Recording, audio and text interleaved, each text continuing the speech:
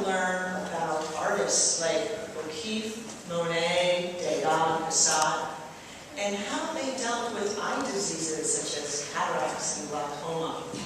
How did they continue to paint? What was it like?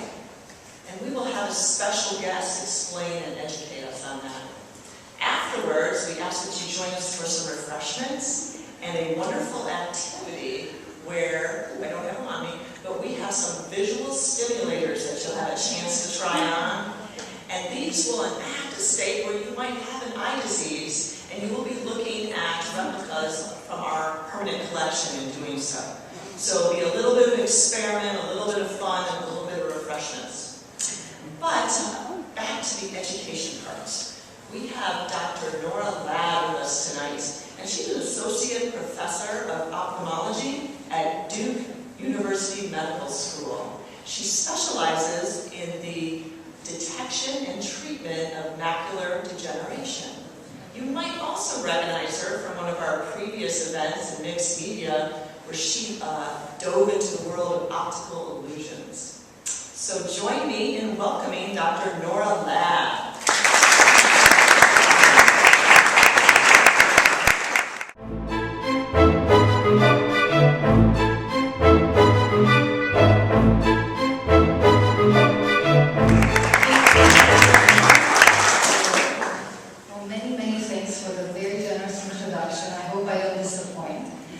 Thank you for being here, for sacrificing your Friday evening for this event. I'm looking forward to speaking to you about the artist's vision. So tonight's title is What Am I Seeing? However, I think we'll talk about artist's vision.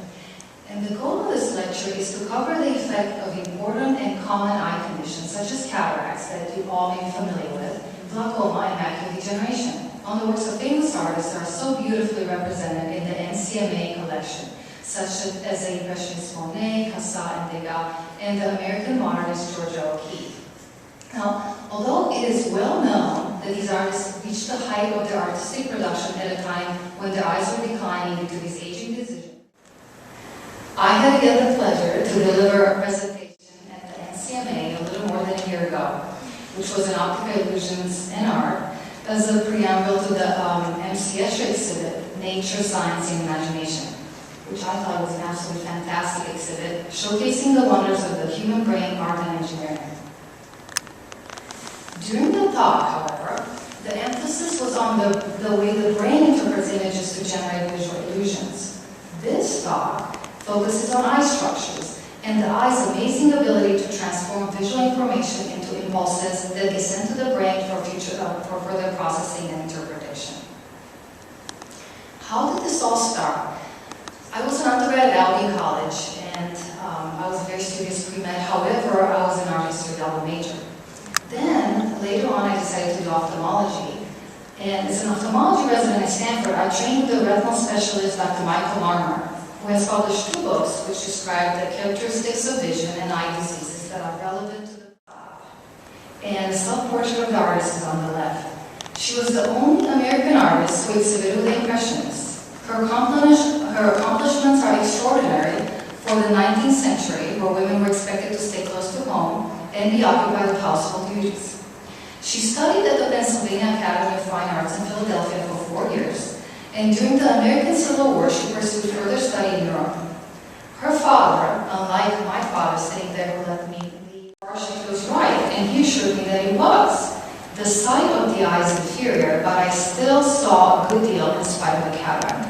Now I see scarcely at all. At the time, many ophthalmologists did not like to operate on cataracts that were not mature.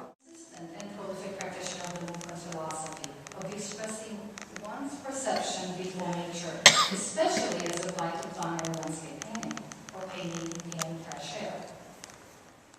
Yes, it is his late works, done during the time when his cataracts will switch to the French Impressionist Edgar Degas, who suffered from a chronic and progressive eye disease. His visual problems became severe in 1870 at age 36, when he enlisted in the National Guard during the Franco-Prussian War. During this time, he wrote that he could not see a rifle target with his right eye. He He blamed his visual loss on exposure to the elements during a siege of tonight. She's most famous for her senior's depictions of flowers, which he happened to hate, but they served as an easy model for her, and the American Southwest. O'Keeffe has been recognized as the mother of American modernism. Her paintings are easily recognized by the very unique, oversized images that depicted subjects in an unexpected manner, and the size that was often disproportionate to our usual way of seeing them. This work, Cebolla Church, is part of the NCMA permanent collection. The colors in her works are sometimes very luminous, and her painted edges are hard, as is characteristic of high contrast black and white photography. However, that has really lived. She has stated, to create one's world in any of the arts takes courage, and this is especially true for the artists with visual impairment. All the artists I have presented to you tonight possess tremendous courage, which makes their work even more valuable and appreciated today. Thank you very much.